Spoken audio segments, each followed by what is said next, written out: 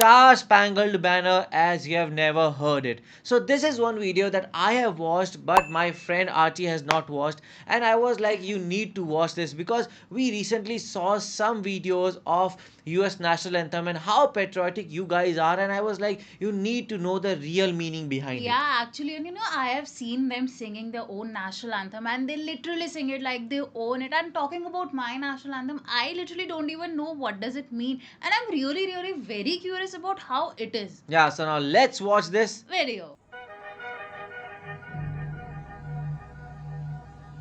the Star Spangled Banner.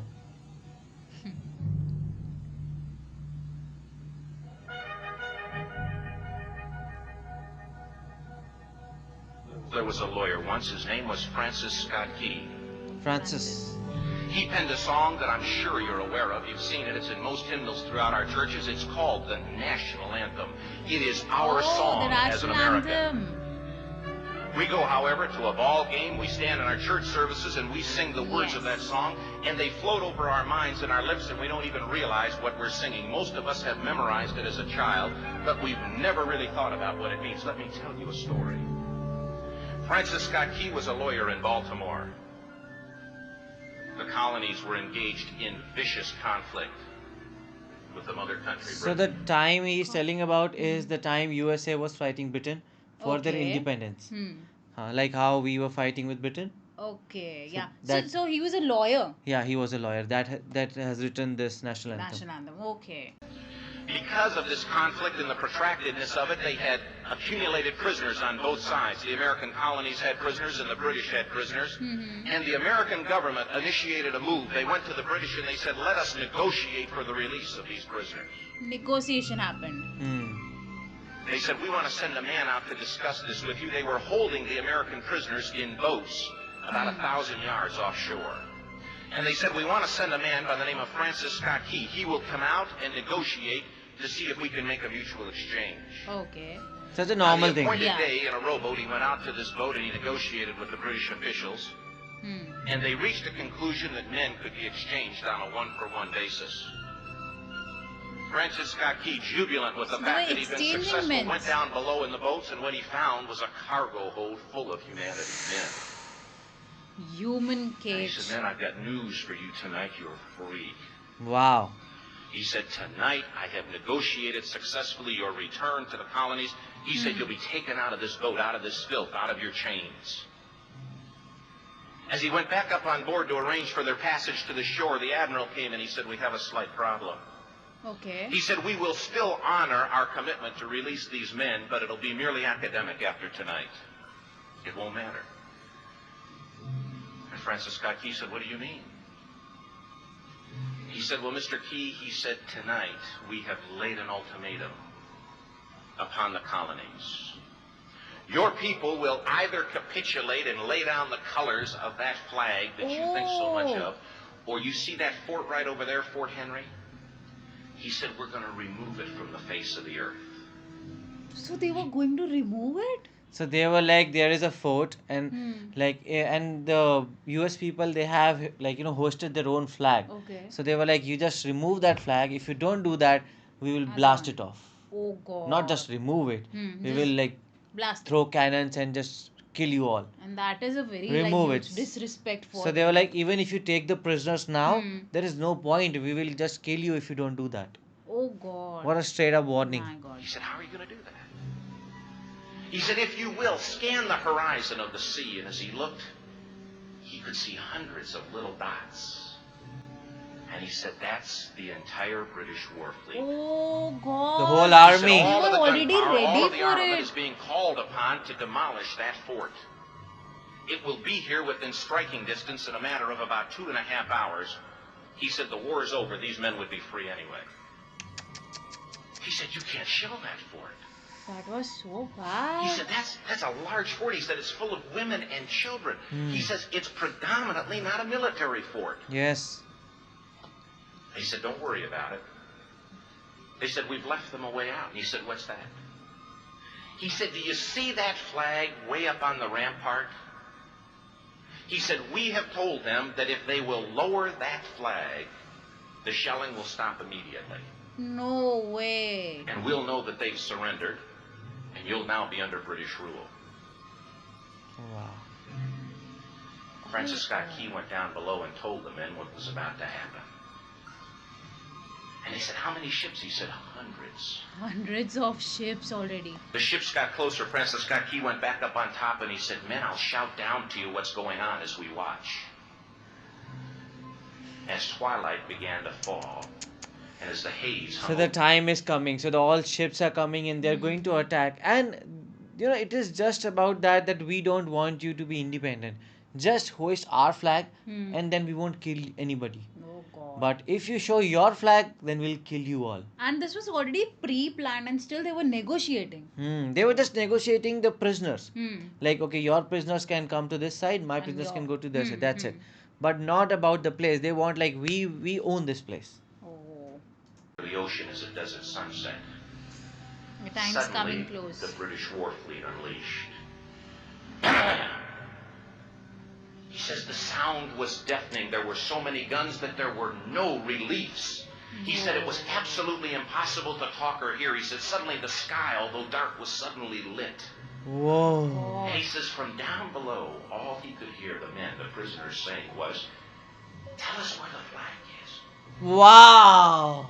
So they are asking for Goosebumps. a flag. They don't care about like how many people have been killed, nothing. They're like, tell us where the flag is. My God.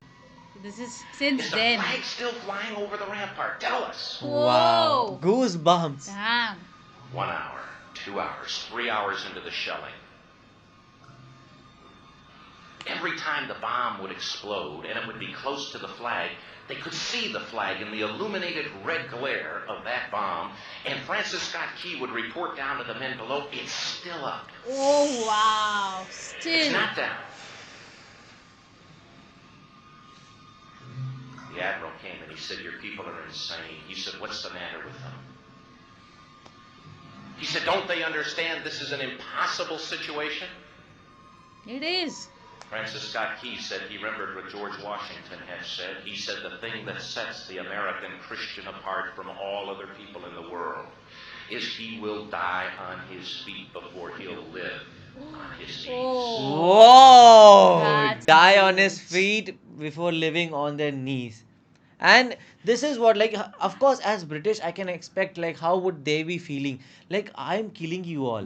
What is the point for just standing there for a Standing there. flag? Let it down and you all can live. Yeah. But these guys were like, no, that flag is all that we have. We It are is not all. going to let it go. Yeah, even they were in such a cage situation and they can all they're thinking about is just their flag. Now I understand why all the American Yes. houses have flags Now I and they're know. so patriotic about it. Wow, man. The admiral said, "We have now instructed all of the guns to focus on the rampart to take that flag down." He said, "We don't understand something. Our reconnaissance tells us that that flag has been hit directly again and again and again, and yet it's still flying. We don't understand that." But he said, "Now we're about to bring every gun for the next 3 hours to Oh, bear on no. that point." Francis Scott Key said the barrage was unmerciful. Oh my god. All that he could hear Blasts. was the men down below praying. Praying. Oh, I thought The it was prayer. about the blast. God, keep that flag flying. Wow. They were When still we not last saw thinking it. about themselves. Sunrise came.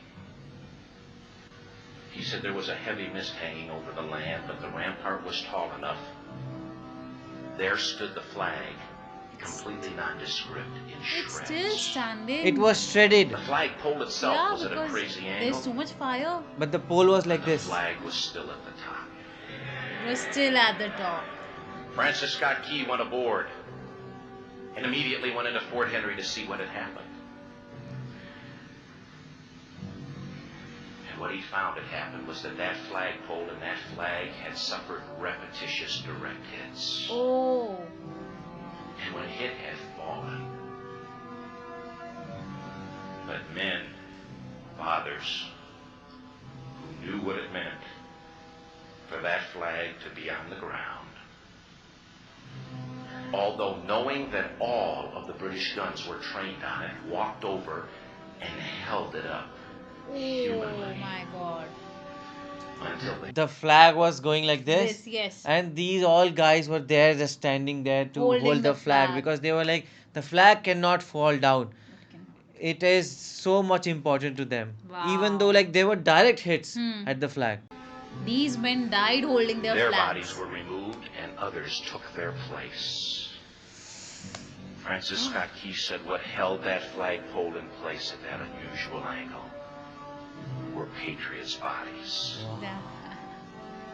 He penned the Literal song, goosebumps. "Oh, say can you see by the dawn's early light The first line, oh, what so say. proudly we hailed at the twilight's last gleaming. So the line came from here. For the rocket's red glare, the bombs bursting in air, gave proof through the night that the flag Was was still there. Oh Wow. god, wow.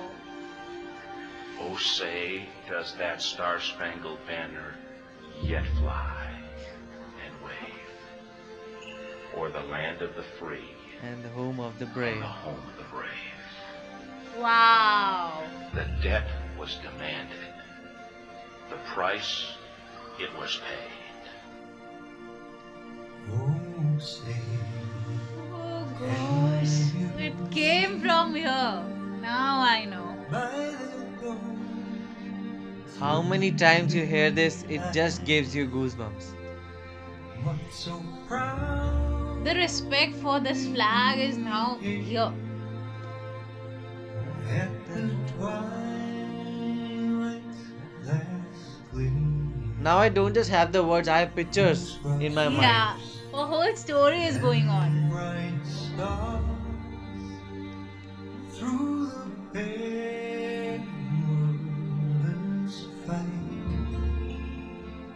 for the red Oh. I can relate each and every line now to that story.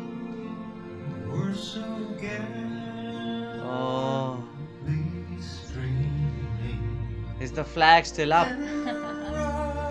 Rockets break through, All the red glare of the rockets, bombs. bombs bursting in air, give proof through the night that our flag was still there. What a line! Say, does that star-spangled banner yet Star Spangled Banner. o'er the land of Free. the free and the home of the Brave. Oh, say, does that star-spangled banner yet wave? Hats off. Literal hats off. Wow. Land of the free and the home of the brave.